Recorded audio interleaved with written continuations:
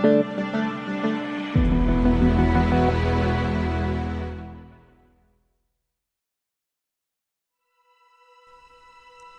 Story লাইন্সের সমস্ত শ্রোতাদের কথা মাথায় রেখে আমরা ভিন্ন স্বাদের গল্প পাঠ করে থাকি। গল্পের রোমাঞ্চকর আবহাওয়া বা প্লট তৈরির খাতিরে লেখক বা লেখিকারা কল্পনাপ্রসূত ভাবধারার প্রতিফলন ঘটিয়ে থাকেন তাদের সাদা কাগজে, যার সাথে বাস্তবের কোনো মিল থাকলেও তা সম্পূর্ণরূপে অনিচ্ছাকৃত এবং কাকতালীয়। আমাদের আজকের গল্প শিকড়ের সন্ধানে। লেখিকা শ্রীমতী অংশুলা ব্যানার্জিকে অসংখ্য ধন্যবাদ এই রকম একটি গল্প আমাদের উপহার দেওয়ার জন্য। গল্প পাঠে এবং অন্যান্য চরিত্রে দীপম, চয়ন এবং তমাল, শব্দগ্রহণ, আবহ এবং স্পেশাল এফেক্টসে চয়ন। শুরু হচ্ছে আজকের গল্প শিকড়ের টান।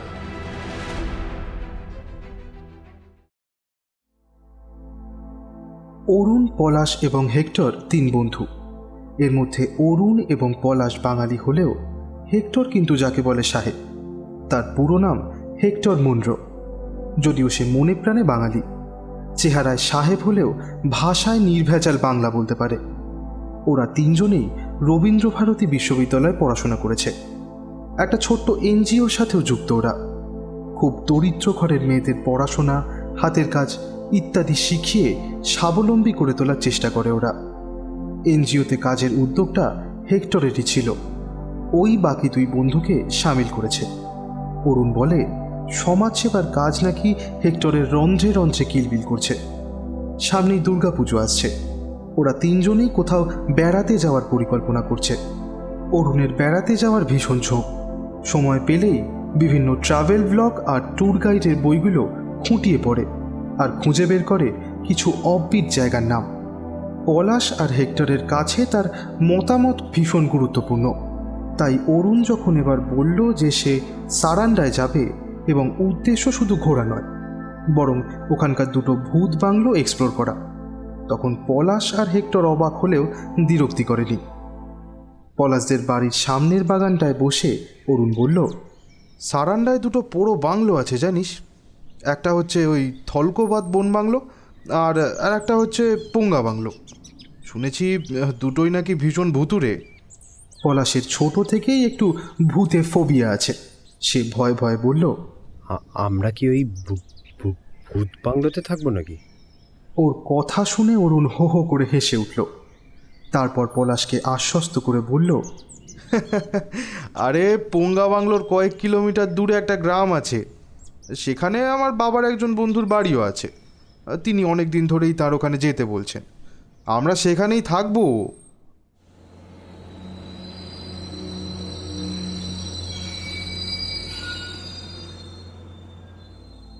অরুণের কথা মতোই আজ ওরা 3 বন্ধু পোঙ্গা গ্রামে এসে পৌঁছেছে। ঝাড়খণ্ডের পশ্চিম সিংভূমে পাহাড়ি শহর কিরিবুরু থেকে নেমে ছোটনাগরা পেরিয়ে এই নির্জন পোঙ্গা গ্রাম। ট্রেনে এবং গাড়িতে করে যেতে যেতে সিংভূম এবং কিরিবুরুর এই রুক্ষ ধূসর রূপ দেখে হেক্টর একেবারে মুগ্ধ হয়ে গেল। ভারতের রুক্ষ প্রদেশও যে এত সুন্দর হতে পারে সে ধারণা তার ছিল না। পোঙ্গায় ওরা 3 জন যার বাড়িতে উঠেছে তিনি বাঙালি, এয়ারফোর্সে চাকরি করতেন। এখন অবসর নিয়ে সিংভূমের লৌহ আকরিক উত্তোলন কেন্দ্র কিরিবুরু মেঘাতুরুর সঙ্গে যুক্ত, আর সেই সুবাদেই বাস করেন এখানে। তার নাম অভয় চ্যাটার্জি। অরুণের বাবার বাল্যবন্ধু তিনি। অভয় চ্যাটার্জির বিশাল বড় বাড়ি। পোঙ্গা গ্রামের সকলেই সমীহ করে তাকে। অরুণ তার 2 বন্ধুর সাথে অভয়বাবুর আলাপ করিয়ে দিল। হেক্টরের নীল চোখ, সোনালি চুলের সঙ্গে পরিষ্কার বাংলা কথা অবাক করে দিল অভয়বাবুকে। তার বিস্মিত মুখ দেখেই হেক্টর ব্যাপারটা ধরতে পেরেছিল। স্মিত হেসে বলল, আসলে জ্যাঠামশাই, আমার ভারতবর্ষ বিশেষ করে বাংলা ও বাঙালিকে খুব ভালো লাগে। তাছাড়া আমার মাও বাঙালি। আমার মামার বাড়ি কলকাতায়। আমার পূর্বপুরুষরাও বহু বছর ধরে এখানেই থাকেন। তাই বাংলা শিখতে আমার খুব একটা অসুবিধা হয়নি। দুপুরে খাওয়া দাওয়া শেষ হলো। খেতে খেতে অরুণ অভয়বাবুকে বলল, আচ্ছা জেঠু, বলছি এখানে তো 2টো ভূত বাংলো আছে, তাই না? উনি একটু হেসে উত্তর দিলেন, হ্যাঁ, তা আছে বই কি। একটা এই গ্রামেই পঙ্গা বাংলো, আর অন্যটা হলো থলকোবাদে। পলাশ জিজ্ঞেস করলো। আচ্ছা, এই জঙ্গলে বাংলো করলো কারা? অভয়বাবু বললেন, সারান্ডা হলো এক বিখ্যাত অরণ্য। এটা প্রধানত শাল অরণ্য। প্রাচীন গন্ডোয়ালা ল্যান্ডের অংশ এই সারান্ডা। একসময় এই অরণ্য ছিল জন্তু জানোয়ারে ভরা। এখনও এখানে প্রচুর হাতি দেখা যায়। ইংরেজ আমলে সাহেবরা এই জঙ্গলের চারপাশে মোট 9টি বাংলো তৈরি করেছিল। সাহেবরা সারান্ডার জঙ্গলের এই রোমাঞ্চ উপভোগ করার জন্য প্রায়ই ওই বাংলোগুলোতে সময় কাটাতে। ফলে বাংলোগুলো হয়ে ওঠে সাহেবদের আমোদ প্রমোদের জায়গা। পঙ্গা বাংলোও তার অতিক্রম নয়। সন্ধে হলেই জ্বলে উঠত গ্যাস বাতি। সাহেবরা পিয়ানো বাজাতো, গান গাইতো। রেঞ্জার সাহেবের ঘর থেকে বেয়ারারা সুখাদ্য আর পানীয় নিয়ে যেত। কিন্তু একবার ম্যালেরিয়ায় আক্রান্ত হলো পঙ্গা গ্রামের মানুষজন। পঙ্গা বাংলোয় থাকা সাহেবরা মারা পড়লেন সবার আগে। বন্ধ হয়ে গেল পঙ্গা বাংলোয় রাতের হুল্লোড়। এরপরেও নাকি অনেক বছর দাঁড়িয়েছিল বাংলোটা। বছর 20-25 পর থেকে ভাঙতে শুরু করে সেটা। তবে থলকোবাদ বাংলোটি সারান্ডার সবচেয়ে জনপ্রিয় বাংলো। বিভূতিভূষণ বন্দ্যোপাধ্যায় সহ অনেক বাঙালি লেখকের প্রিয় ঠিকানা ছিল এই থলকোবাদ বাংলো। সবাই তন্ময় হয়ে শুনছিল অভয়বাবুর কথা। সবার খাওয়া শেষ হয়ে গেছে দেখে তিনিই ওদের তন্ময়তা ভাঙলেন। বললেন, বেশ, তবে ওঠা যাক, বিকেলে বেরোবো তোমাদের নিয়ে। বিকেলে ওরা অভয়বাবুর সঙ্গে বেরোলো। কোয়েল নদীর সামনে দাঁড়িয়ে চারপাশটা দেখতে দেখতে ওরা ওদের মন আর মাথায় যতটা পারছিল অক্সিজেন ভরে নিচ্ছিল। পলাশ নিজের ক্যামেরা দিয়ে ছবি তুলতে শুরু করলো। সব থেকে বেশি অবাক হচ্ছিল হেক্টর। কোনো দেশের প্রকৃতির ভাণ্ডার এত বিচিত্র কী করে হতে পারে। নদী যেন এখানে মানুষের জীবনের মতো। প্রকৃতির যেন এক অসম্ভব সম্মোহনী শক্তি রয়েছে এখানে। হেক্টর মনে মনে তার পূর্বপুরুষদের ধন্যবাদ জানালো এই দেশকে ভালোবেসে এখানে থেকে যাওয়ার জন্য। অভয়বাবু বললেন, এই নদীর তীর ধরেই এগিয়ে যাওয়া যায় মনোহরপুর, আর তারপরেই হলো পঙ্গা বাংলো। বলছি, চলুন না জ্যাঠামশাই, আজ তাহলে ওই পঙ্গা বাংলোটা একটু ঘুরে আসি। আরে দাঁড়াও দাঁড়াও, আজ তোমরা জার্নি করে এসেছো, টায়ার আছো। পঙ্গা বাংলায় ভূতের দেখা পেলে তার সাথে তো লড়তে হবে নাকি? ক্লান্ত শরীরে নিশ্চয়ই লড়াই হয় না। তার চেয়ে এখন বরং বাড়ি চলো। বাংলোর ব্যাপারে আরও অনেক কথা তোমাদের বলা হয়নি। সন্ধেবেলা ওরা সবাই টি টেবিলকে ঘিরে গোল হয়ে বসল। দীননাথ ওদেরকে চা আর ধোঁয়া ওঠা ডালের বড়া দিয়ে গেল। পলাশ বরাবরই পেটু। একটা বড়া তুলে কামড় দিয়ে তারিফের সুরে বলে উঠল, আহা, অমৃত ভাই। হেক্টর বলল, জ্যাঠামশাই, আপনি ওই বাংলোগুলো নিয়ে আরও কী সব বলবেন বলেছিলেন না? অভয়বাবু বললেন, আরে সে তো বলবোই, কিন্তু তোমার কোলে ওগুলো কি বলো তো? অনেক পুরনো ডায়েরির মতো কিছু একটা মনে হচ্ছে। সব বলবো, কিন্তু আগে আপনার কথাগুলো শুনবো তারপর। বেশ, তবে শোনো। যবে থেকে পঙ্গা বাংলো ভেঙে পড়তে শুরু করে তবে থেকে রাতের অন্ধকারে জেগে উঠতে শুরু করে সেই বাংলো। এই গ্রাম থেকে বাংলোটা প্রায় 2 কিলোমিটারের মতো দূরে। গ্রামের লোকজন ওই জঙ্গলের ধারে গরু চড়াতে যায়। একবার এক গ্রামবাসীর গরু আর ঘরে ফিরে আসেনি। গরু খুঁজতে খুঁজতে গ্রামবাসীটি যখন ওই পঙ্গা বাংলোর কাছে গিয়ে পড়ে, তখন এক অদ্ভুত ঘটনা সে দেখতে পায়। দেখে যে পঙ্গার পুরো বাংলোয় জ্বলছে পেট্রোম্যাক্স, ভেসে আসছে পিয়ানোর শব্দ, চলছে সাহেব মেমদের হইহুল্লোড়। রেঞ্জ অফিসের দিক থেকে ট্রে হাতে হেঁটে আসছে বেয়ারা। হঠাৎ বেয়ারার চোখ পড়ল তার দিকে। কয়েক মুহূর্ত স্থির দৃষ্টিতে তাকিয়ে থাকলো তার দিকে। তারপর নিমেষে অন্ধকারে ডুবে গেল পঙ্গার ভেঙে পড়া বাংলো। ভয়ে ঊর্ধ্বশ্বাসে গ্রামে ফিরে আসে লোকটি। এরপর তার অভিজ্ঞতার কথা শোনাতে থাকে অন্যান্যদের। পরের দিন প্রবল জ্বরে মারা যায় লোকটি। সেই থেকে গ্রামের লোকে ওই পথে আর যায় না, আর কাউকে যেতেও দেয় না। পলাশ এবার একটা ঢোক গিলে বলল, এগুলো কি সব সত্যি? সে জানি না, এখানকার গ্রামের লোকের মুখে মুখে ফেরে এই ঘটনাটা। আরও দু একটা ঘটনার কথাও যদিও শোনা যায়, তবে এটাই সব থেকে বেশি বলা বলি করে এখানকার লোকজন। আপনি কি ওই বাংলোয় কখনো গেছেন? না হে, আজ 5 বছর হলো আমি এখানে এসেছি, কিন্তু ওই বাংলোয় কখনো আর যাওয়া হয়ে ওঠেনি। সেটার কারণ হিসাবে বলতে পারো কিছুটা আমার কুড়েমি আর অনেকটা দীননাথের অনুরোধ। যতবারই ঠিক করেছি ওই বাংলোয় যাব, ততবারই দীননাথ এমন করুণ করে অনুনয় বিনয় করেছে যে ওর অনুরোধকে উপেক্ষা করে যেতে পারিনি। তবে এবার তোমাদের সঙ্গে যাব। তার আগে অবশ্য দীননাথকে কিছু জানানো যাবে না। কথাটা শেষ করেই অভয়বাবু হেক্টরকে উদ্দেশ্য করে বললেন, আচ্ছা হেক্টর, এবার তোমার ওই ডায়েরিগুলোর ব্যাপারে বলো তো, বড় কৌতূহল হচ্ছে।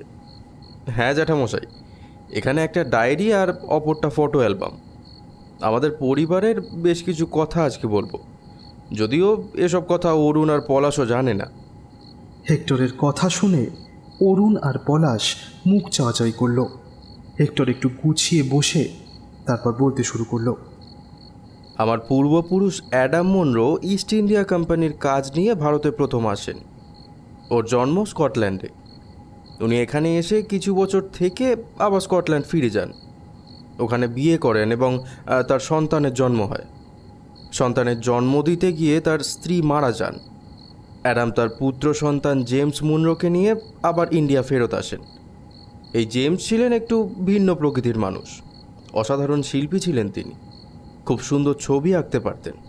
দাদুর মুখে শুনেছি উনি নানা জায়গায়, নানা গ্রামের নদীর ধারে, ক্ষেতের ধারে বসে ছবি আঁকতেন। সেই সব গ্রামবাসীদের সাথে খুব ভাবও হয়ে যেত তার। তারা খুব ভালোবাসতেন জেমসকে। ওনাকে নাকি ভালো সাহেব বলে ডাকতেন তারা। ইনি ডিরোজি ও রামমোহন রায়ের সমসাময়িক ছিলেন, আর এনার ছেলে হলো ডেভিড মনরো। কথা বলতে বলতে এবার অ্যালবামটা খোলে হেক্টর। সবাই হুমড়ি খেয়ে পড়ে। বেশ পুরনো ছবি, তবে প্রায় নষ্ট হয়ে গেছে। তবে পরের দিকের কয়েকটা সাদা কালো ছবি বেশ ভালো আছে এখনও। হেক্টর বলল, এই ছবিগুলো পরে আবার প্রিন্ট করানো হয়েছিল বেশ কয়েকবার, যাতে করে স্মৃতিগুলো আমরা ধরে রাখতে পারি। তবে ওই পুরনো ছবিগুলোর জায়গাতেই এগুলো রাখা হয়েছে। এই যে এই ছবিটা হলো ডেভিড মনরোর। ইনি ছিলেন অত্যন্ত সাহসী একজন মানুষ। ভারতের মানুষদের প্রতি তার ছিল অফুরন্ত ভালোবাসা। একটু থামে হেক্টর, সবার দিকে একবার তাকিয়ে নিয়ে আবার বলতে শুরু করলো, সত্যিই আলাদা ছিল আমাদের পরিবারটা। ভারতবর্ষকেই নিজের দেশ ভাবত। আর ডেভিড তো এই দেশেই জন্মান। ব্রিটিশদের ভারতবর্ষকে দখল করে বসে থাকা একদম মেনে নিতে পারতেন না তিনি। মানুষের সেবার উদ্দেশ্যেই চিকিৎসার পেশাটা বেছে নেন। সপ্তাহে 2 দিন কলকাতায় রোগী দেখলেও বাকি দিনগুলো নানা প্রত্যন্ত গ্রামে যেতেন রোগী দেখতে। কিন্তু এক কানা করিও নিতেন না সেই সব জায়গা থেকে। দুর্ভাগ্যবশত ওনার স্ত্রীও সন্তান জন্ম দেওয়ার সময় মারা যান। একা হয়ে পড়েন ডেভিড।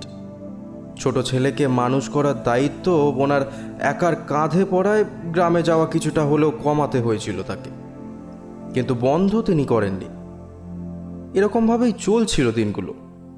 একদিন এরকমই একটা গ্রাম থেকে রোগী দেখে উনি ফিরছিলেন ঘোড়ায় চড়ে। ওনার সহযোগীও যেত ওনার সঙ্গে।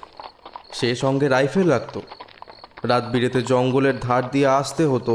হিংস্র পশুর আক্রমণ হলে আত্মরক্ষার জন্য সেটাকে রাখতে হতো আর কি। তো সেদিনও উনি নদীর ধার ধরে ফিরছিলেন। বেশ রাত হয়ে গেছিল। হঠাৎ করে শুনতে পেলেন দূর থেকে প্রচণ্ড জোরে ঢাক, ঢোল, কাঁসর বাজানোর শব্দ আসছে। প্রথমে ভেবেছিলেন কোথাও হয়তো পুজো হচ্ছে।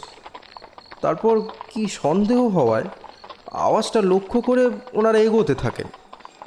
এগিয়ে গিয়ে জঙ্গলের ভেতরে গিয়ে ওনারা যা দেখলেন তাতে উনি শিউরে উঠলেন।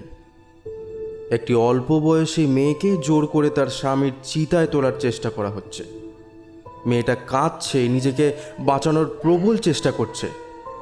ডেভিড প্রচণ্ড রেগে গেলেন। সতীদাহ আইন করে অনেক বছর আগেই বন্ধ হয়ে গেছে, তবু বাংলার গ্রামে গ্রামে লুকিয়ে লুকিয়ে এই কাজ তখনও চলত। ডেভিডের রাইফেল গর্জে উঠল। সব লোকজন ভয়ে ওখান থেকে পালালো, আর সেই মেয়েটি তখন অজ্ঞান হয়ে পড়ে আছে সেখানে। ডেভিড মেয়েটিকে নিয়ে আসেন নিজের বাড়িতে, তারপর তাকে বিয়েও করেন তিনি। নিজের দ্বিতীয় স্ত্রীকে অত্যন্ত ভালোবাসতেন এবং শ্রদ্ধাও করতেন তিনি। তার ধর্মীয় আচারে কখনো বাধা সৃষ্টি করতেন না তিনি। অরুণ বলে উঠল, বাহ, এ তো অসাধারণ ব্যাপার। আরও অসাধারণ এখনো বাকি আছে বন্ধু। অভয়বাবু এবার একটু ব্যস্ত হয়ে বলে উঠলেন। আরে অরুণ, তুমি থামো তো। হেক্টর, তুমি বলতে থাকো। হেক্টর আবার বলা শুরু করলো। ডেভিড মুনরোর ছেলে ছিল স্পেন্স মুনরো। এই যে এই দেখুন ওনার ছবি। হেক্টর আবার বেশ কয়েকটা ছবি দেখালো। অভয়বাবু অত্যন্ত মনোযোগ দিয়ে ছবিগুলো দেখছিলেন। এবার তিনি হেক্টরকে জিজ্ঞেস করলেন, আচ্ছা, ডেভিড মুনরো আর স্পেন্স মুনরো দুজনের ডান হাতের অনামিকায় একটি বিশেষ আংটি লক্ষ্য করছি। হ্যাঁ, এই আংটি আমাদের বংশ পরম্পরায় পরিবারের জ্যেষ্ঠ সন্তান পেয়ে আসছে। এটির মাঝখানের বড় পাথরটা হলো চুনি, আর তার চারপাশে ছোট ছোট হিরে বসানো আছে।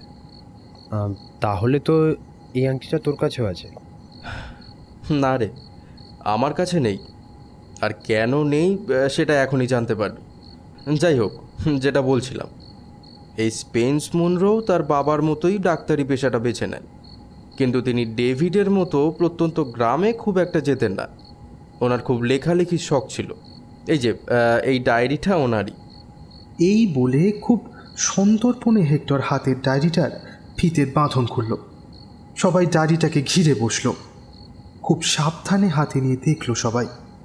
হলদে হয়ে যাওয়া প্রায় ভঙ্গুর পাতার ওপর অসাধারণ সুন্দর হস্তাক্ষরে লেখাগুলো চলচল করছে। পলাশ মুগ্ধ কণ্ঠে বলল, এ তো অসাধারণ হাতে লেখা। এবার পড়ে শোনাই, উনি কেমন মানুষ ছিলেন ওনার নিজের লেখা থেকেই বুঝতে পারবি। হেক্টর পড়তে থাকলো। ভারতবর্ষ দেশটাকে খুব ভালো লাগে আমার। এই দেশের প্রতিটা জিনিসের কি যেন অদ্ভুত একটা টান আছে। আমি সব থেকে অবাক হই ভারতীয় নারীদের দেখে। ভারতীয় নারীদের আমি চিনতে শিখেছি আমার মাকে দেখে। উনি আমার বাবার দ্বিতীয় স্ত্রী। জন্মদাত্রী মাকে দেখিনি, কিন্তু ছোট থেকে যে মা আমাকে স্নেহ, ভালোবাসা, শাসন দিয়ে বড় করেছেন, আমার জন্মদাত্রী মাও বোধহয় এমনটা করতে পারতেন না। আমার এই ভারতীয় মা আমাকে চিনিয়েছিলেন ভারতবর্ষকে। এত ধৈর্য, এত সহনশীলতা কোনো মানুষের যে থাকতে পারে, সেটা আমি মাকে না দেখলে জানতেই পারতাম না।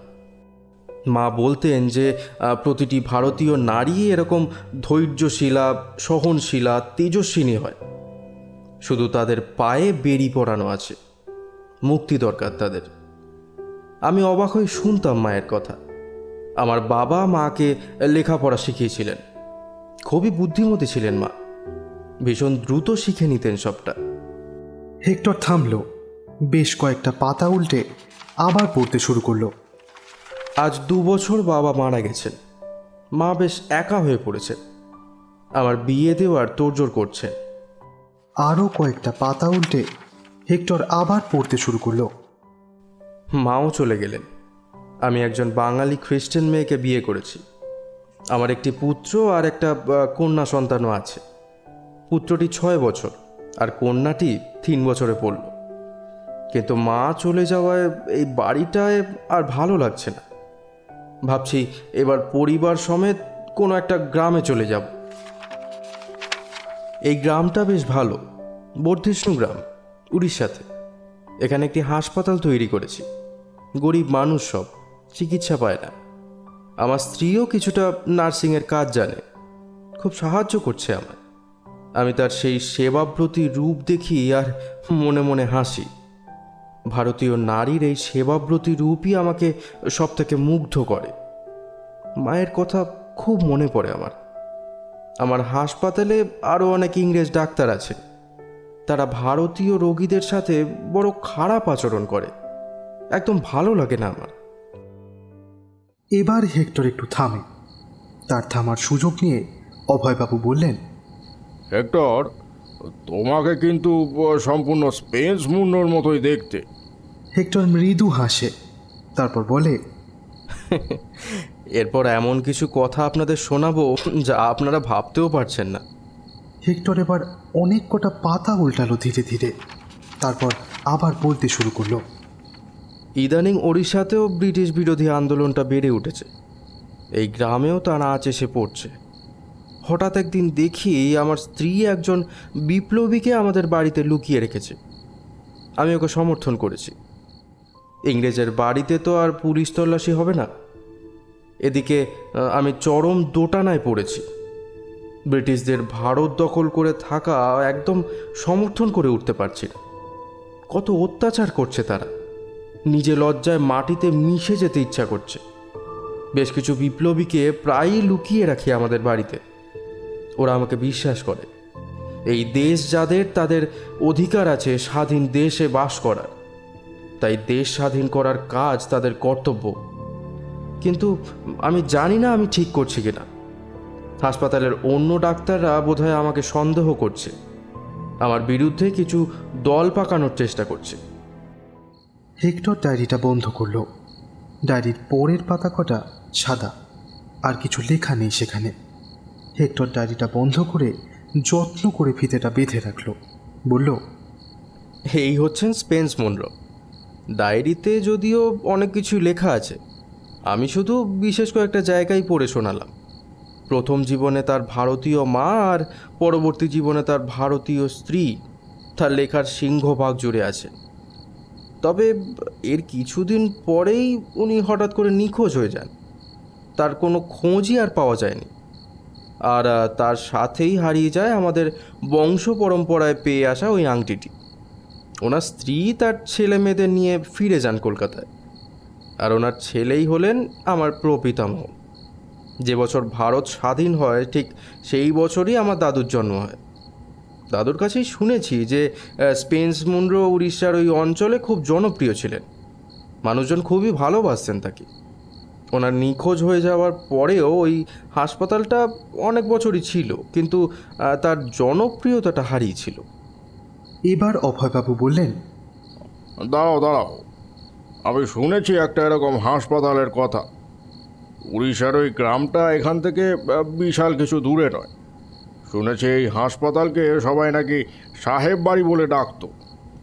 আর কিছু বয়স্ক মানুষদের মুখে শুনেছি তাদের বাপ ঠাকুর দ্বারা এই হাসপাতালের এক সাহেব ডাক্তারকে নাকি খুব ভালোবাসতেন। যেখানে হাসপাতাল বাড়িটা ছিল ওখানে এখনও তার ধ্বংসস্তূপ আছে। হেক্টর, যাবি নাকি ওখানে? হেক্টর কিছুক্ষণ মাথা নিচু করে থেকে মুখ তুলে বলল, না রে, যা হারিয়েছি তা আর খুঁজতে চাই না। পলাশ বুঝতে পারল না ওর মনের ভুল নাকি কথাগুলো বলতে গিয়ে সত্যি হেক্টরের চোখের জল চিকচিক করে উঠছিল। পরের দিন বেশ ভোরবেলা বেরিয়ে পড়েছে ওরা। অভয়বাবু ওদের জটেশ্বর মন্দির দেখাতে নিয়ে যাচ্ছেন। যাওয়ার পথে সবাই একটু চুপচাপই ছিল। হেক্টর চুপচাপ চারিদিকে দৃশ্য দেখছে। শালগাছের সারির ভেতর দিয়ে হাঁটছে ওরা। ওদের শহুরে চোখে এই শালগাছগুলো এক অপূর্ব সৌন্দর্যের জীবন কাঠি বলিয়ে দিচ্ছে। চোখ দুটো জুড়িয়ে যাচ্ছে ওদের, যেন শত শত বছরের অতন্ত্র প্রহরীর দল সাদা ফুলের শোভা নিয়ে ওদের এই অপূর্ব জগতে মানুষকে অভ্যর্থনা জানাচ্ছে। ওরা যেন সব জানে, শত বছরের কত শত ঘটনার সাক্ষী, কত রহস্য, কত গোপন কথা ওদের ডালে পাতায় চুপ কথা হয়ে আছে। হেক্টর জানে না ওর বুকের ভেতরটা কেন যেন হু হু করে উঠছে। অকারণেই কেন যেন চোখটা জ্বালা করে উঠল। মহুয়া ফুলের গন্ধে বড্ড ভারী হয়ে আছে বাতাসটা। পায়ে পায়ে জটেশ্বর মন্দিরের সামনে এসে পৌঁছেছে সবাই। এক অপার রহস্যের গাম্ভীর্য নিয়ে দাঁড়িয়ে আছে মন্দিরটা। শাল, খেটু, মহুয়া, কুসুম ফুলের মিশ্র গন্ধে মনে হচ্ছে প্রকৃতি যেন মহাকালকে পুজোর জন্য নিজের ডালা সাজিয়েছে। হেক্টর হাত জোর করে প্রণাম করে বেশ অনেকক্ষণ ধরে। অভয়বাবু ওকেই লক্ষ্য করছিলেন। তিনি এই ছেলেটিকে যতই দেখছেন অবাক হয়ে যাচ্ছেন। অভয়বাবু ওদের তাড়া দিলেন। আরে চলো চলো, বাড়ি গিয়ে খেয়ে দেয়ে বিকেলে বেরোতে হবে তো। পঙ্গায় যাবে তো নাকি?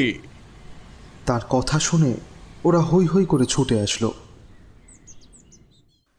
সূর্য অনেকক্ষণ ডুবে গেছে, তবে আলোটা এখনো আছে। সেই আলোতেই ওরা চারজনে পথ চলছে। হঠাৎ করে তাদের সামনে একটা বুড়ো এসে দাঁড়ালো। গায়ের রং মিশমিশে কালো, খালি গা, ছোট একটা ধুতি হাঁটুর ওপরে ওঠানো। সে অভয়বাবুকে জিজ্ঞেস করলো, কাহা যাएंगे বাবু সাহেব? অভয়বাবু বললেন, আরে পোঙ্গা বাংলো में। লোকটা যেন শিউরে উঠল। তারপর হাত নেড়ে বলল, मत जाना, अभी उधर भूत बांग्लो में साहब लोग जाग गया। বৃদ্ধ মানুষটার কথা শুনে অরুণ হেসে উঠল। অরুণের হাসি শুনে বৃদ্ধ বিরক্ত হয়ে পথ ছেড়ে চলে গেল। অভয়বাবু হাসতে হাসতে বললেন, এরা আদিবাসী হো সম্প্রদায়ের লোক। এদের মনে পোঙ্গা বাংলো আর তার সাহেব ভূতেরা এমন ত্রাস সঞ্চার করেছে যে আলেকজান্ডারের বিশ্বজয়ী সৈনিক দলও বোধহয় মানুষের মনে তেমন ভয় ছড়াতে পারে। হাঁটতে হাঁটতে ওরা প্রায় জঙ্গলের কাছেই চলে এসেছে। অভয়বাবু দূরে আঙুল তুলে ইট বার করা একটা বাড়ি দেখিয়ে বললেন, ওই যে ওই হলো পোঙ্গা বাংলো। এরপর জঙ্গলের রাস্তা ধরে এগিয়ে ওরা সত্যি একটা ভাঙা বাড়ির সামনে এসে দাঁড়ালো। অনেকটা জায়গা জুড়ে রয়েছে ভগ্ন বাড়িটা, তবে কোনো কোনো জায়গা এখনও কিছুটা আস্ত রয়েছে। চারজনেই বাংলোটার দিকে খানিকক্ষণ তাকিয়ে থাকলো। কাছেই অজস্র পাহাড় দেখা যাচ্ছে, চারপাশে শাল, মহুয়া, কুসুম গাছের জঙ্গল। অভয়বাবুকে যেন ছেলে মানুষের মতো উত্তেজিত দেখাচ্ছিল। উনি বললেন, চলো তাহলে ভেতরে ঢোকা যাক। দরজার মতো একটা ফাঁকা জায়গা দিয়ে ওরা চারজনে ভেতরে ঢুকলো। মাটিতে পুরো ধুলো জমে আছে, দেওয়ালের ইট খসে পড়েছে, কড়িবর্গাও ভেঙে গেছে, মাকড়সার জালে গোটা জায়গাটা ছেয়ে গেছে। ঘরের ভেতরে কেমন একটা সোঁদা গন্ধ। ওরা চারজনে সেই ইট আর ধুলো স্তূপ সরিয়ে ভেতরে ঢুকলো। একতলা বাংলো, কিন্তু আয়তনে বিশাল বড়। অভয়বাবু আর পলাশ একটা দিক দেখতে গেল, অরুণ আর হেক্টর গেল অন্যদিকে। অরুণের বুনো গাছপালা সম্বন্ধে খুব কৌতূহল, তাই সে হাঁটতে হাঁটতে যখন দেখল বাংলোর জানলা দিয়ে একটা বুনো গাছের ডাল ঢুকেছে, তখন সে মন দিয়ে গাছটা দেখতে লাগলো। হেক্টর কিন্তু সেই ফাঁকে আরও একটু এগিয়ে গেছে। খানিকটা এগিয়ে যেতেই হেক্টর একটা ঘর দেখতে পেল। ঘরের দরজাটা বন্ধ। দরজায় চাপ দিল সে। না, খুলল না, ধুলোয় আটকে গেছে। হেক্টর এবার শরীরের শক্তি এক করে দরজায় ধাক্কা দিল। দরজাটা খানিকটা নড়ে উঠল। এরপর আলতো করে চাপ দিতেই বিকট শব্দ করে দরজাটা খুলে গেল। সূর্য ডুবে যাওয়ায় চারপাশটা তখন এমনিতেই প্রায় অন্ধকার হয়ে গেছে। ঘরটার ভেতরে ঢুকতেই হেক্টরের আরও অন্ধকার লাগলো। পকেট থেকে পেন্সিল টর্চটা বের করলো সে। টর্চ জ্বালাতেই সে সামনে একটা খাট দেখতে পেল, তার উপর চাদর পাতা। চাদরটার রং বুঝতে পারল না সে। টর্চের আলোটা এবার ডান দিকে ফেলল হেক্টর। সেখানে একটা টেবিল আর একটা চেয়ার রয়েছে, দুটোই শ্বেত পাথরের। হেক্টর টেবিলের ওপর হাত রাখল। আশ্চর্য, এখানে একটু ধুলো নেই। এবার টর্চের আলোটা বাঁ দিক থেকে ফেলতেই একটা বিশাল বড় ড্রেসিং টেবিল দেখতে পেল হেক্টর। তার উপরে পুরো ধুলোর আস্তরণ। হেক্টর পকেট থেকে রুমাল বের করে কাঁচের ধুলো মুছল। নিজের মুখটা দেখল একবার আয়নায়। হঠাৎই হেক্টরের হাত থেকে টর্চটা মাটিতে পড়ে গেল। টর্চের আলোটা বৃত্তাকারে ঘরের দেওয়ালে আলো ফেলল, তারপর হঠাৎই নিভে গেল। অন্ধকার ঘরের ভেতর প্রচণ্ড ভয় পেয়ে গেল হেক্টর। নিজের অজান্তেই তার দৃষ্টি এবার আয়নার ধুলো মোছা অংশে চলে গেল। চমকে উঠল হেক্টর। এ কি, আয়নায় কার প্রতিচ্ছবি পড়েছে? এটা কে দাঁড়িয়ে আছে ওর পেছনে? হঠাৎই পেছন ফিরল হেক্টর। না, কেউ তো নেই। হঠাৎই চেয়ারটার দিকে চোখ গেল হেক্টরের। তারপর তার শীত দ্বারা বেয়ে যেন বরফের কুচি নেমে গেল। কে বসে আছে চেয়ারে? একজন মানুষ তার দিকেই পিঠ করে বসে আছে। গোটা ঘর প্রায় অন্ধকার, তাও সেই মানুষটাকে স্পষ্ট দেখতে পাচ্ছে ও। হেক্টর চিৎকার করে উঠতে চাইল, কিন্তু তার গলা দিয়ে কোনো আওয়াজ বের হলো না। এরপর সেই মানুষটা চেয়ার থেকে উঠে হেক্টরের দিকে ঘুরে দাঁড়ালো। ফ্যাকাশে গায়ের রং, কালো রঙের ওভারকোট, কালো ট্রাউজার, মাথায় একটা কালো হ্যাট, মুখে চুরুট, ছিপছিপে চেহারা। যন্ত্রণায় হেক্টরের মাথা যেন ছিঁড়ে যাবে মনে হচ্ছে। কোথায় যেন দেখেছে ও, কোথায় দেখেছে এই চেহারা কিছুতেই মনে করতে পারছে না হেক্টর। এইবার মূর্তিটা এক পা করে হেক্টরের দিকে এগোতে থাকলো। হেক্টরের শরীরের ভেতর অদ্ভুত একটা অনুভূতি হচ্ছে। সারা শরীর ঘামে ভিজে গেছে ওর। পাগুলো কেমন যেন অবশ হয়ে যাচ্ছে। জ্ঞান হারিয়ে মেঝেতে লুটিয়ে পড়ল হেক্টর।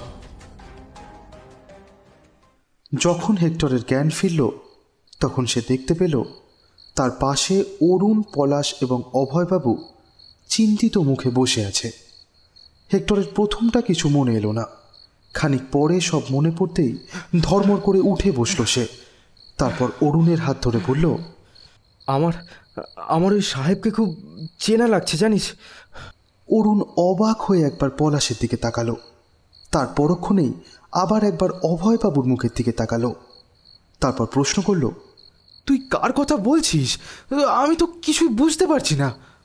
হেক্টর একটু চারপাশটা দেখে নিয়ে তারপর ওই শ্বেত পাথরের চেয়ারটার দিকে নির্দেশ করে বলল, ওই যে, ওই তো, ওইখানে দেখেছি আমি একজনের ছায়ামূর্তি। মুখটা দেখতে পাইনি, কিন্তু কিন্তু বড্ড চেনা লাগছিল আমার। শোনো হেক্টর, তুমি কিচ্ছু দেখোনি। কোনো ছায়া মূর্তি টূর্তি কিচ্ছু ছিল না। আসলে আগে থেকে পোঙ্গা বাংলোর ভূতের কথা শুনেছো তো, তাই তুমি হয়তো ভুল দেখেছো। এখন ওঠো, চলো, বাড়ি ফিরতে হবে। অন্ধকার হয়ে গেছে, এখানে আর একটুও থাকা ঠিক নয়। আর এই যে, এটা ধরো, জঙ্গলের ভেতর দিয়ে যাওয়ার সময় এটা মাটিতে ঠুকতে ঠুকতে যাবে, বুঝলে? এই বলে তিনি সবাইকে লম্বা কয়েকটা গাছের ডাল দিলেন। সেদিন সেই অন্ধকার জঙ্গলের পথ পেরিয়ে ওদের বাড়ি পৌঁছতে বেশ দেরি হয়ে গেছিল। রাতে খেতে খেতে ওরা এসব নিয়ে কথা বলছিল। ভূতপ্রেতে অবিশ্বাসী অরুণ বেশ জোরের সাথেই বলে উঠল, হতেই পারে না, ওসব ভূত টুত কিচ্ছু নেই। থাকলে তো আমরাও দেখতে পেতাম। তুই ভুল দেখেছিস। হেক্টর অরুণের দিকে কিছুক্ষণ স্থির দৃষ্টিতে তাকিয়ে রইল। তারপর বলল, অরুণ, অরুণ, তুই বিশ্বাস কর, আমি ভুল দেখিনি। তার গলায় আত্মপ্রত্যয়ের সুর স্পষ্ট। তারপর অভয়বাবু বললেন, আরে আচ্ছা, ঠিক আছে, কাল না হয় আবার যাবো পোঙ্গা বাংলোয়। এখন চলো, অনেক রাত হয়েছে, শুয়ে পড়ি সব। ঘুম ভাঙতেই হেক্টরের মনে হলো ওর পাশে কেউ বুঝি শুয়ে আছে। ধর্মর করে বসে পড়ল সে। পাশে তাকালো হেক্টর। না, তার খাটে তো কেউ নেই। অরুণ আর পলাশ তাদের খাটে ঘুমোচ্ছে। ওর মনে হলো ওকে যেন কেউ দেখছে। হেক্টরের মাথার পিছনে জানলা। ও জানলার দিকে তাকাতেই মনে হলো কেউ যেন দ্রুত সরে গেল জানলা থেকে। হেক্টর কিছুটা ইতস্তত করে খাট থেকে নেমে দরজা খুলে বাইরে বেরোলো। তারপর বারান্দায় গিয়ে দাঁড়ালো। না, কেউ তো নেই। কোথায় কে? হেক্টরের হৃদস্পন্দন দ্রুত বেড়ে গেল। সে রেলিং দিয়ে ঝুঁকে নিচে তাকালো। না, সেখানেও তো কেউ নেই। গোটা জায়গাটা শুনশান, ভীষণ নিস্তব্ধ। হেক্টর ভাবল তাহলে কি সে ভুল দেখল? হঠাৎই চমকে উঠল হেক্টর। তার মনে হলো তার ঘাড়ের কাছে কেউ ঠান্ডা নিঃশ্বাস ফেলল। ভয়ে কাঠ হয়ে গেল হেক্টর। আবার সেই ঠান্ডা নিঃশ্বাসের ছোঁয়া লাগলো ওর ঘাড়ে। গলা শুকিয়ে গেছে ওর। কোনো রকমে সে বলে উঠল, কে কে আপনি? কোনো উত্তর নেই। হেক্টর একরকম দৌড়ে ঘরে ঢুকল। ওর মনে হলো কেউ যেন ওকে ধাওয়া করেছে। তারপর লাফ দিয়ে খাটে উঠে পড়ল। খাটে ওঠার সময় হেক্টরের মনে হলো কেউ হয়তো খাটের তলা থেকে হাত বাড়িয়ে ওর পা এক্ষুনি চেপে ধরবে। খাটের ওপর উঠে হাঁপাতে লাগলো হেক্টর। পাশবালিশটা আঁকড়ে ধরে জোর করে চোখ বন্ধ করে শুয়ে পড়ল। কিন্তু এ কি, সেই ঠান্ডা নিঃশ্বাস আবার ওর গালে! হেক্টর ভয়ে ভয়ে চোখ খুলতেই হৃৎপিণ্ডটা এক লাফে যেন গলায় চলে এলো ওর। Spence Munro! হ্যাঁ, উনিই তো। এক দৃষ্টে তাকিয়ে আছেন ওর মুখের দিকে। চিৎকার করার ক্ষমতা হারিয়ে ফেলেছে হেক্টর। সোজা হয়ে দাঁড়ালেন স্পেন্স মুনরো। তারপর হাঁটতে শুরু করলেন। হেক্টরও মোহবিষ্টের মতো তাকে অনুসরণ করে চলল। পোঙ্গা বাংলো যাওয়ার রাস্তা ধরে হেঁটে যাচ্ছে হেক্টর। রাতের অন্ধকারে পুরো জায়গাটা নিকষ কালো। মনে হচ্ছে পৃথিবীর গায়ে যেন কেউ আলকাতরা লেপে দিয়েছে। কিন্তু তাতে হেক্টরের হাঁটার কোনো অসুবিধে হচ্ছে না। সে স্পেন্স মুনরোকে অনুসরণ করে চলেছে। অন্ধকারের মধ্যেও স্পষ্ট দেখা যাচ্ছে তাকে। একসময় হেক্টর পোঙ্গা বাংলোয় ঢুকে পড়ল। রাতের পোঙ্গা বাংলো যেন আগাম কোনো এক ঘটনার জন্য অপেক্ষা করছে।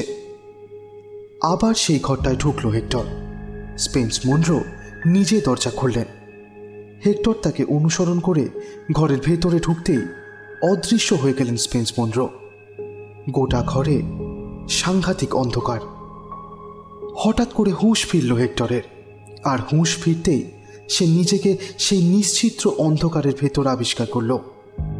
হেক্টরকে ভয় অনুভব করার সুযোগ না দিয়েই চারদিকটা আস্তে আস্তে আলো জ্বলে উঠল। ভেঙে পড়া পোঙ্গা বাংলো দেখতে দেখতে সুসজ্জিত এক বাংলোয় পরিণত হয়ে উঠল। ভয় ভুলে অবাক হয়ে গেল হেক্টর। কাছের কোনো ঘর থেকে পিয়ানোর শব্দ ভেসে আসছে। সুস্বাদু খাবারের সুগন্ধ চারিদিকে বাতাস ভারী করে দিয়েছে। নারী এবং পুরুষ কণ্ঠের কথাও ভেসে আসছে চারদিক থেকে, সাথে কাছের ঠুংটাং শব্দ। হেক্টর যে ঘরে দাঁড়িয়ে আছে, হঠাৎই সেই ঘরের দরজাটা দড়াম শব্দে খুলে গেল। দরজা দিয়ে 5 জন মানুষ ঢুকল। কেউ হেক্টরকে খেয়ালই করল না। এই 5 জনের ভেতর একজন কেউ চেনে, স্পেন্স মুনরো। কি অপূর্ব দেখতে তাকে! হেক্টর অবাক দৃষ্টিতে তাকিয়ে থাকল। তিনি ছাড়াও বাকি 4 জন ব্রিটিশ। তারা সবাই ছড়িয়ে ছিটিয়ে বসেছে। বেয়ারা রঙিন পানীয় দিয়ে গেল। এরা সবাই নিজেদের মধ্যে কথা বলা বলি করছেন। এর মধ্যে হেক্টর 3 জনের নাম জানতে পেরেছে। একজন ম্যাক্সওয়েল, অন্য 2 জন রবার্ট এবং চার্লস। এর ভেতর ম্যাক্সওয়েল বেশ মদ্যপ হয়ে গেছে। স্পেন্স মুনরোকে দেখে মনে হচ্ছে তিনি যেন বেশ অস্বস্তিতে রয়েছেন। এবার তিনি বলে উঠলেন, আচ্ছা, আমি তাহলে এখন উঠি। চার্লস সঙ্গে সঙ্গে বলে উঠলেন, এত তারা কিসের তোমার? তোমার জন্য একটা দারুণ চমক অপেক্ষা করছে, একটু বসে যাও। এর মধ্যে ওদের কথাবার্তা থেকে হেক্টর বুঝতে পেরেছে ওই বাকি 4 জনের ভেতর 2 জন ডাক্তার ওই হাসপাতালেরই, যেখানে স্পেন্স মুনরো ডাক্তারি করেন, আর বাকি 2 জন ব্রিটিশ পুলিশ। হঠাৎ করে ঘরের দরজা খুলে হুড়মুড় করে আরও কয়েকজন ঢুকে পড়ল। হেক্টর অবাক হয়ে দেখল একজন ধুতি পাঞ্জাবি পরিহিত ভারতীয়কে নিয়ে 3-4 জন পুলিশের উর্দিধারী মানুষ এসে ঢুকে পড়েছে সেই বাড়িতে। ধুতি পাঞ্জাবি পরিহিত মানুষটার হাত দুটো পিছমোড়া করে বাঁধা, কোমরেও দড়ি বাঁধা। মানুষটার বিধ্বস্ত অবস্থা দেখে বোঝা যাচ্ছে তার ওপর দিয়ে বেশ ঝড় বয়ে গেছে। মানুষটিকে দেখেই স্পেন্স মনরো চমকে উঠলেন। চার্লস তীর্যক কণ্ঠে বলে উঠলেন, আরে বসো বসো, এত চমকালে হবে? যে মানুষটিকে ধরে রাখা হয়েছে তার মুখের অভিব্যক্তিতে ভয়ঙ্কর ঘৃণা এবং রাগ ফুটে উঠেছে। চার্লসের মুখের ভঙ্গিটা হিংস্র সাপেদের মতো হয়ে উঠল। সে চিবিয়ে চিবিয়ে কথা বলে উঠল, কে মিস্টার মনরো? খুব চেনা লাগছে একে, তাই না? তা তো চেনা লাগবেই, তোমার বিশেষ বন্ধু বলে কথা। আমার ভাবতে অবাক লাগছে এই স্বদেশি ডাকাতটা তোমার বন্ধু, আর তোমার বাড়িতেই লুকিয়ে ছিল কিছুদিন আগে পর্যন্ত। এখন একে আমি এমন মারবো সে দলের সব কথা বলে দেবে। বিভৎস শব্দে হেসে উঠল চার্লস। স্পেন্স মনরোর হাত পা কাঁপতে শুরু করেছে, তার চোখে ভয় স্পষ্ট। ওদিকে বন্দি থাকা মানুষটি মুখে একরাশ ঘৃণা নিয়ে চিৎকার করে উঠলেন, যত খুশি মারো আমাকে সাহেব, একটা কথাও আমার মুখ থেকে বের করতে পারবে না। তাহলে তাহলে তোমাকে মেরে ফেলবো, ফাঁসি হবে তোমার। ঠিক তখনই স্পেন্স মনরোর বরফ কঠিন গলা শোনা গেল, ওকে মেরে কোনো লাভ হবে না। একজন স্বদেশীকে মারবে তোমরা? হাজার হাজার স্বদেশী তৈরি হচ্ছে, কতজনকে মারবে? চার্লস হাতের পিস্তলটা নিয়ে এগিয়ে আসলেন স্পেন্স মনরোর দিকে। তারপর সারা মুখে একটা বিষাক্ত হাসি ছড়িয়ে বললেন, মিস্টার মনরো, এই স্বদেশি ডাকাতদের প্রতি তোমার এত দরদ কেন হে? এইবার চিৎকার করে উঠলেন স্পেন্স মনরো, কে ডাকাত? এরা স্বদেশী, কেউ ডাকাত নয়। তোমরা ভুল করছো। এদেরই দেশ শাসন করছো আর এদেরই অত্যাচার করছো। এরা এদের দেশকে ভালোবাসে, এরা কেউ ডাকাত নয়। হ্যাঁ হ্যাঁ, আমি লুকিয়ে রেখেছি এদের আমার বাড়িতে। বেশ করেছি, বেশ করেছি। পাপ করছো তোমরা, পাপ করছো তোমরা সবাই, ভয়ানক পাপ। ধরে নাও, ধরে নাও আমি সেই পাপে প্রায়শ্চিত্ত করছি। চার্লস ওর হাতের পিস্তলটা স্পেন্স মনরোর দিকে তাক করে চিৎকার করে উঠলেন, না চার্লস, না, তুমি এটা করতে পারো না, পারো না এটা করতে। কান ফাটানো গুলির শব্দে কানে তালা লেগে গেল হেক্টরের। চার্লসের হাতের পিস্তলটা পরপর দুবার গর্জে উঠল। বুক চেপে ধরে লুটিয়ে পড়লেন রক্তাক্ত স্পেন্স মনরো। এইবার ঘরে থাকা দুজনকে নির্দেশ দিলেন চার্লস, ওই পেছনের বন্ধ ঘরে এর দেহটা ফেলে রাখো এখন। বিপ্লবী তার বাঁধনের ভেতর থেকে ছটপট করে উঠলেন, চলো এবার তোমার ব্যবস্থা করি। ম্যাক্সওয়েল ও একজন বেয়ারা বাদে সবাই বেরিয়ে গেল ঘর থেকে সেই বিপ্লবীকে সঙ্গে নিয়ে। বিমূঢ় হয়ে বসে আছে হেক্টর।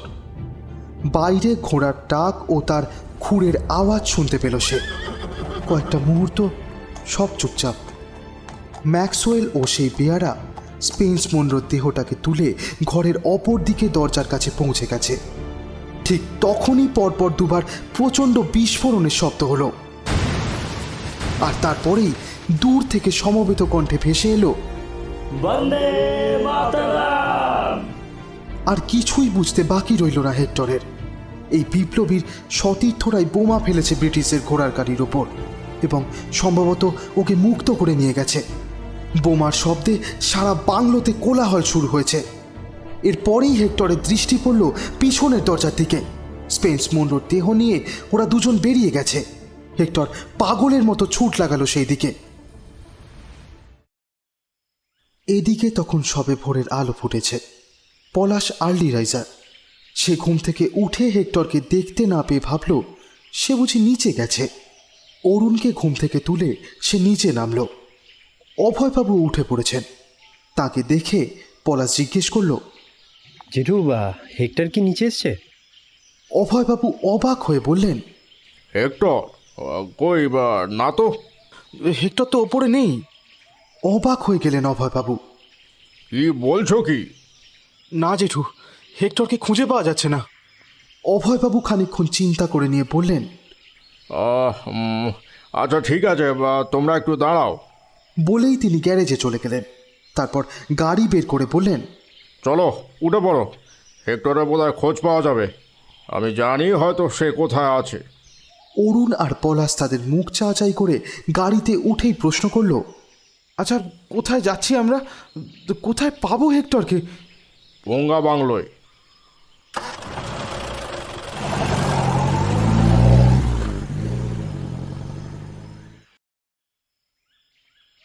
ওরা যখন বাংলোয় পৌঁছলো তখনও 5টা বাজতে বেশ দেরি।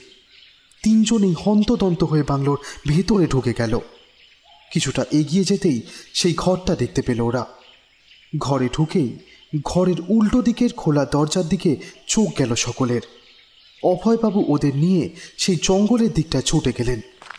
এদিকটায় ওরা কাল আসেনি, জঙ্গলটা একটু গভীর এই দিকটায়। ওরা সবাই হেক্টরের নাম ধরে ডাকতে শুরু করলো। হেক্টর, হেক্টর কোথায় তুমি? কিছুটা এগোতেই বাংলোর একটা অংশের ভগ্নাবশেষ চোখে পড়ল ওদের। আর সেদিকে তাকাতেই চোখে পড়ল হেক্টরকে। ওদের দিকে পিছন ফিরে বসে আছে সে। ওরা ছুটে গেল হেক্টরের কাছে। হেক্টরকে ডাকতে যাওয়ার আগেই চমকে গেল ওরা তিনজন। এ কি? এই ভগ্নস্তূপের ভেতরে এটা কি? একটা কঙ্কাল, কতদিনের পুরনো কে জানে। রং হলদেটে হয়ে গেছে, হাড়ের জোরগুলো খুলে গেছে। ভগ্নস্তূপ আর আগাছার আড়ালে রয়েছে সেটা। দেখে বোঝা যাচ্ছিল হেক্টর হাত দিয়ে বেশ কিছু আগাছা ছিঁড়ে সরিয়েছে সেখান থেকে। অরুণ হেক্টরের কাঁধে হাত রাখল। হেক্টর মোহগ্রস্তের দৃষ্টিতে তাকালো ওর দিকে। তারপর বলে উঠল, আমার সামনেই মেরে ফেললো, জানিস? আমার সামনেই মেরে ফেললো। কি বলছিস তুই? কাকে মেরে ফেললো? Spence Munro. মেরে ওর দেহটা এখানেই ফেলে রেখে গেছিল। কঙ্কালটার দিকে স্থির দৃষ্টিতে তাকালো হেক্টর। ওর চোখ দুটো জ্বালা করছিল আর গলার কাছটায় খুব কষ্ট হচ্ছিল। হঠাৎই পলাশের কিছু চোখে পড়ায় ও হেক্টরের কাঁধে হাত রেখে সেই দিকে ও দৃষ্টি আকর্ষণ করল। জিনিসটা দেখে অবাক হয়ে গেল হেক্টর। কঙ্কালের আঙুলে একটা কিছু রয়েছে।